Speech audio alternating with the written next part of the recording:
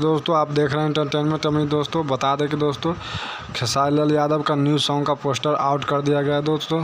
तो सॉन्ग का बोल है दोस्तों कजरा।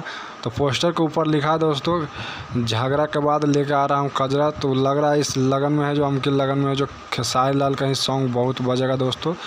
तो लग रहा है सॉन्ग काफ़ी बवाल है दोस्तों। इस सॉन्ग को लिखे हैं दोस्तों अखिलेश कश्यप जी ने और म्यूजिक दिए हैं अमित कश्यप।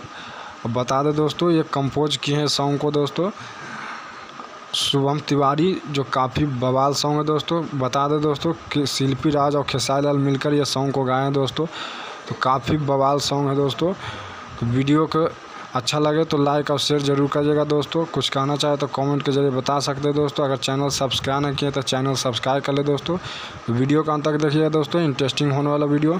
बता दें दोस्तों कि खेसारी लाल का जो लेखक है अखिलेश कश्यप, उन्हीं का चैनल से ये 6:45 पर रिलीज़ होगा, अन्नपूर्णा फिल्म चैनल से दोस्तों।